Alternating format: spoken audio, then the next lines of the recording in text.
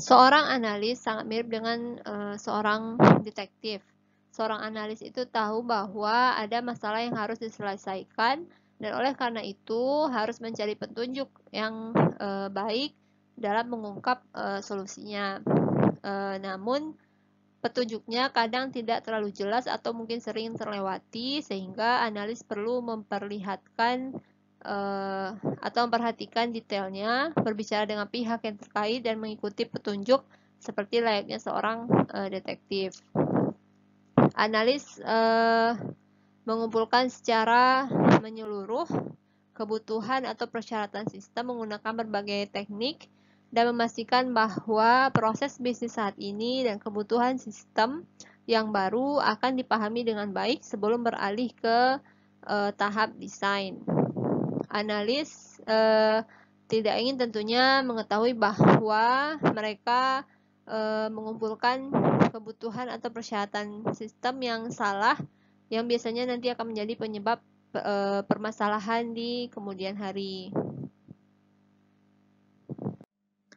Proses pengumpulan persyaratan atau kebutuhan sistem digunakan untuk membangun dukungan politik untuk proyek dan membangun kepercayaan dan hubungan yang baik antara tim proyek yang membangun sistem dan pengguna yang akhirnya akan memilih untuk menggunakan atau tidak menggunakan sistem.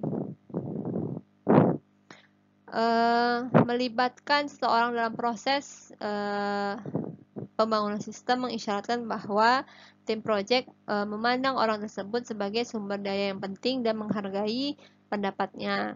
Nah, semua pemangku kepentingan utama atau orang-orang yang dapat mempengaruhi sistem atau yang akan mendapat pengaruh dari sistem harus disertakan dalam proses pengumpulan kebutuhan atau persyaratan sistem tersebut. Pemangku kepentingan atau stakeholders yang ada adalah manajer, employee, kemudian anggota staff, customer, dan juga supplier. Dan stakeholder ini juga tidak terbatas pada yang ada di layar ini saja, masih ada berbagai stakeholder lainnya yang akan mempengaruhi atau dipengaruhi oleh sistem yang akan dibangun.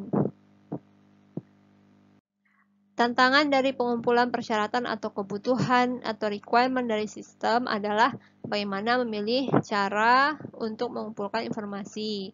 Ada beberapa teknik yang dapat digunakan dalam mengumpulkan requirement tersebut, bervariasi dari mulai mengajukan pertanyaan kepada orang lain atau interview hingga observasi. Nah, 5 teknik yang paling umum digunakan adalah interview, CAD, kuesioner, analisis dokumen, dan observasi. Setiap teknik ini memiliki kekuatan dan kelemahannya sendiri dan banyak di antaranya yang saling melengkapi sehingga sebagian besar proyek akan menggunakan kombinasi dari teknik-teknik ini. Yang pertama adalah interview atau wawancara dilakukan biasanya adalah 1 lawan 1, 1 pewawancara dan 1 yang diwawancara, tetapi terkadang juga karena keterbatasan waktu, beberapa orang juga akan diwawancarai dalam waktu yang sama. Ada 5 langkah dasar dalam melakukan interview atau wawancara, yaitu langkah pertama adalah melakukan membuat daftar jadwal wawancara, siapa yang akan diwawancarai, kapan, dan untuk tujuan apa. Jadwal dapat berupa daftar informal yang digunakan untuk membantu mengatur waktu pertemuan atau daftar formal yang dimasukkan dalam rencana kerja. Orang-orang yang muncul dalam jadwal wawancara dipilih berdasarkan kebutuhan informasi analis. Biasanya sponsor project, pengguna bisnis utama, dan anggota tim project lainnya dapat membantu analis dalam menentukan siapa di dalam organisasi yang dapat memberikan informasi yang penting tentang kebutuhan sistem. Kemudian merancang pertanyaan wawancara. Ada 3 jenis pertanyaan wawancara, yaitu close-ended question, open-ended question, dan probing question. Pertanyaan tertutup atau close-ended question adalah pertanyaan yang membutuhkan jawaban spesifik. Pertanyaan close-ended question ini atau pertanyaan tertutup ini digunakan ketika seorang analis mencari informasi yang spesifik dan tepat. Pertanyaan yang open-ended question ada pertanyaan untuk meminta penjelasan dari pihak yang diwawancarai. Pertanyaan penyelidikan ini adalah menindaklanjuti apa yang baru saja didiskusikan untuk mempelajari lebih lanjut. Kemudian pertanyaan itu biasanya digunakan ketika pewawancara tidak terlalu mengerti tentang jawaban dari yang diwawancarainya. Kemudian preparing for interview atau mempersiapkan wawancara.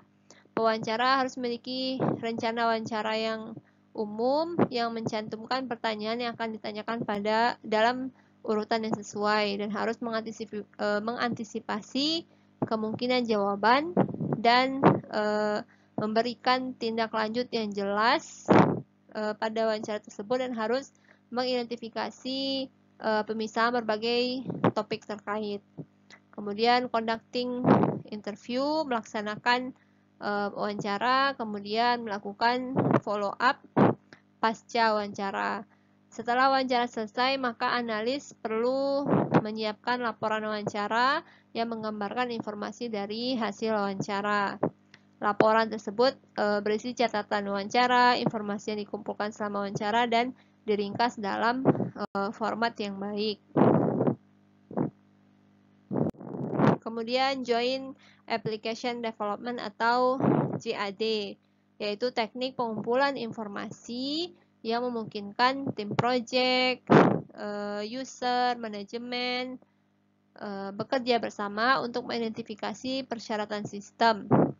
JAD ini adalah proses terstruktur di mana 10 hingga 20 orang bertemu di bawah arahan seorang fasilitator yang ahli dalam teknik JAD. Kelompok JAD ini bertemu selama berapa jam atau berapa hari atau berapa minggu sampai semua masalah telah didiskusikan dan informasi yang dibutuhkan telah dikumpulkan.